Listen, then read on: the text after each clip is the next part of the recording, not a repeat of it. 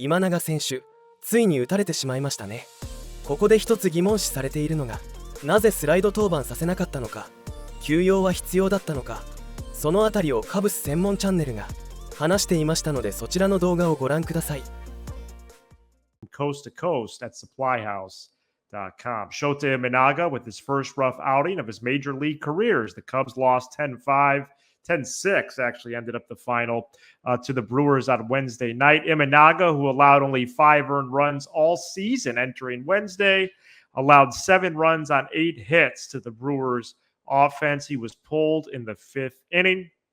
Imanaga pitched on 10 days rest as he was skipped a full turn in the rotation following the rainout this past Friday.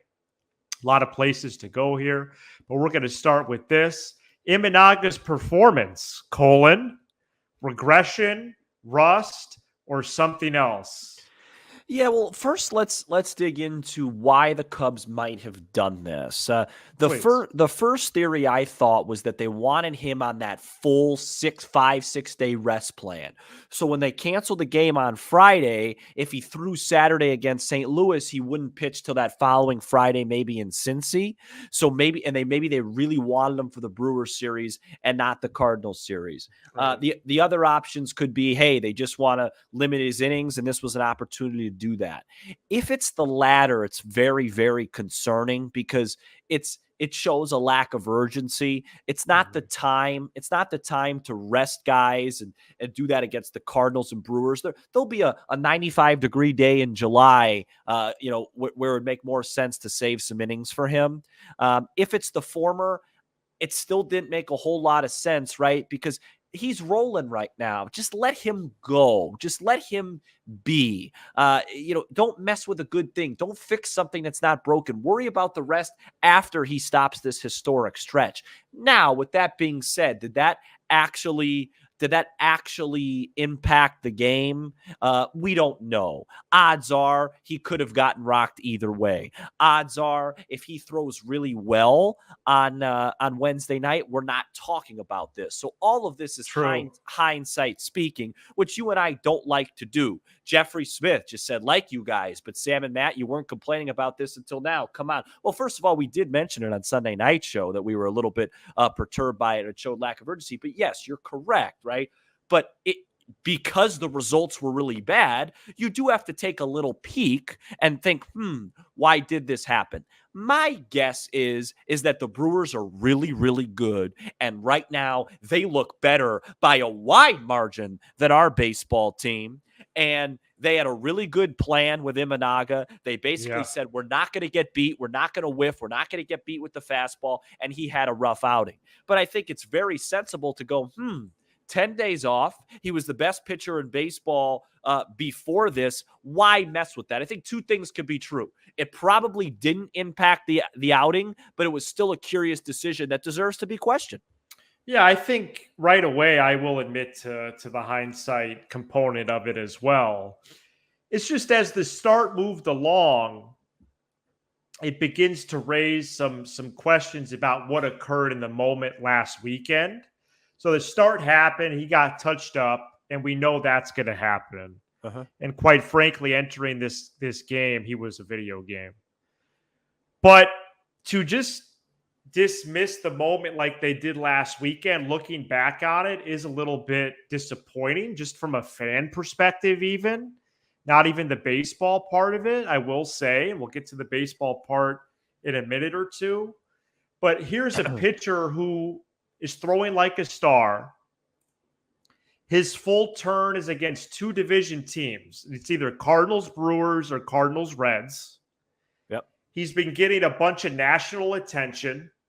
MLB Network, ESPN, Pat McAfee.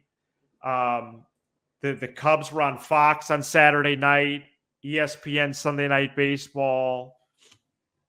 I guess just looking back, in terms of a place to skip him a full turn, because that was going to happen, especially given his workload coming over from Japan, the fact that they've already publicized 170-ish inning target for his whole year. Right. They were going to skip him a full turn.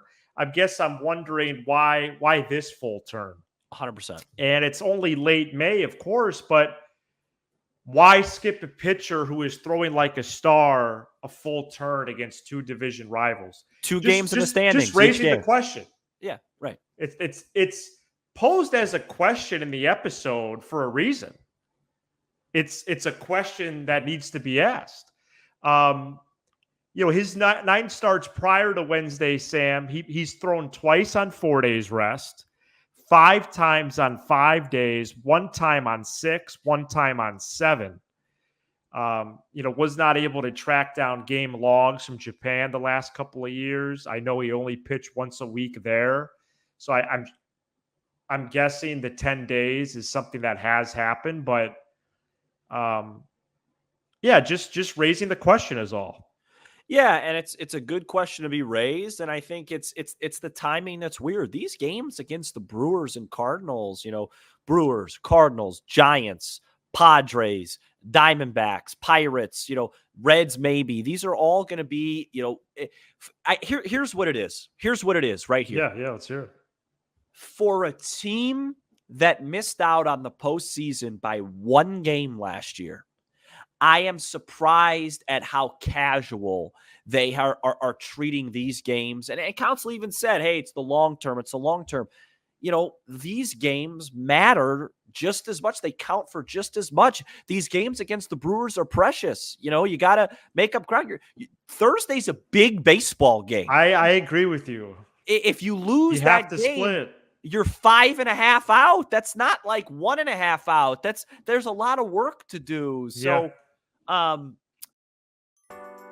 くまでも結果論でしかないので何とも言えませんが、疲れが見えてからこのような対応で良かったのではないかと思います。よく間が空きすぎると感覚が狂うという選手がいますから難しいところですよね。ですがまだ1試合打ち込まれたのみですので、今後に期待ですね。本日はご視聴ありがとうございました。チャンネル登録してぜひ最新情報をチェックしてください。